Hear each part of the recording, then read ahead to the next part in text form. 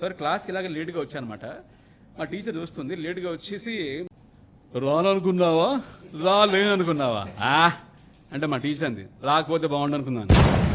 చాలా మంది లాగా నేను కూడా చిన్నప్పుడు చిరంజీవి ఫ్యాను, పెద్దయ్యాక పవన్ కళ్యాణ్ ఫ్యాను, ఇప్పుడు జై బాలయ్య ఫ్యాను. చాలా మంది అంటూ ఉంటారు, ఏంటి నేను చిరంజీవి అంటే చొక్కా చించుకునే ఫ్యాన్ అంటారు కదా, నేను చొక్కా చింపించుకునే ఫ్యాన్ని. ఇందిరా సినిమా క్యూలో నించున్నాను అనమాట. ఎగరేసి ఎగరేసి తోశారు నన్ను. టికెట్ దొరకలేదు, చొక్కా మాత్రం చిరిగిపోయింది. నేను ఊరుకుంటానా, పక్కనే ఉన్న లేడీస్ క్యూకి వెళ్ళిపోయి థమ్స్అప్ తీసుకెళ్లి ఓ ఆంటీకి ఇచ్చేసి నా టికెట్ తెప్పించుకున్నాను. ఆ తర్వాత ఆంటీ నన్ను తోసేసి వాళ్ళ ఆయన కూర్చోబెట్టుకుంది వేషం.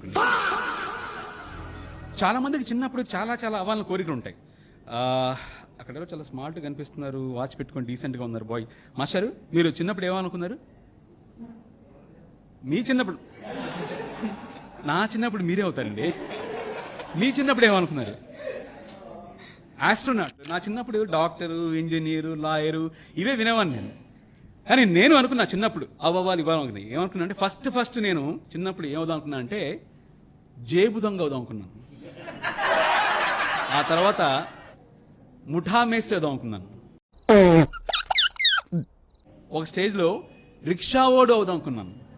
ఎవరురా నువ్వు ఇంత టాలెంటెడ్ ఉన్నావు?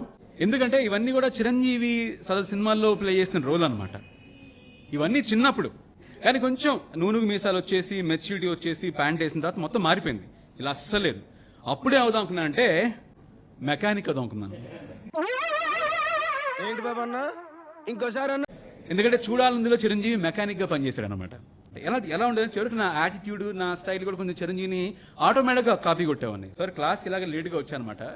మా టీచర్ చూస్తుంది, లేట్గా వచ్చేసి ఇలా పెట్టేసి వంకకి రాననుకున్నావా రాలేననుకున్నావా అంటే మా టీచర్ అంది, రాకపోతే బాగుండు అనుకున్నాను. అయిందా? బాగైందా? అంటే మనం చిరంజీవి అనుకుంటాం, కాసేపట్లో వాళ్ళు నువ్వు చిరంజీవి కాదు నాన్న, నువ్వు చిరుజీవి అని చెప్పేసి వాళ్ళు గుర్తేస్తారు మనకి. అయితే చిరంజీవికి చిరు లీక్స్ ఉన్నట్టుగా నాకు కూడా ఉండే కొన్ని లీక్స్. నేను చెప్తాను. యాక్చువల్గా I still can forget my farewell day. నా గ్రాడ్యుయేషన్ అయ్యాక ఒక ఫేర్వెల్ డే ఉందన్నమాట. గ్రాడ్యుయేషన్ అంటే నేనేం అందరిలాగా బీటెక్ చేసి ఎంబీఏ చేయలేదు.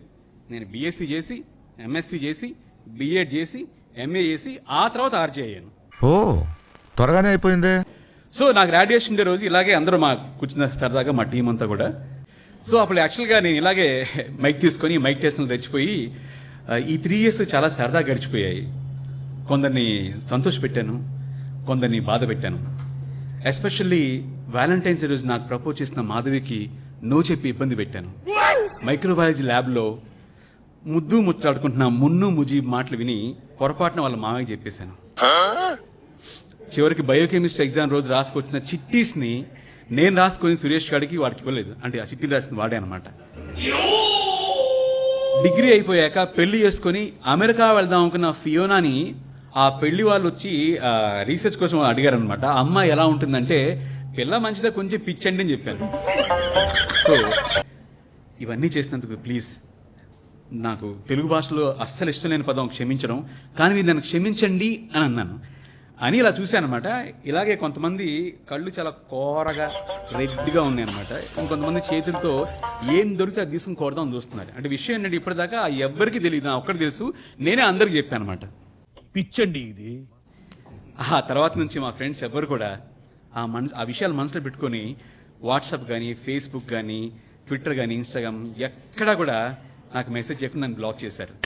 నేనే ఇప్పటికీ అప్పుడప్పుడు జీపేలో, ఫోన్పేలో వాళ్ళకి మెసేజ్ చేస్తుంటాను.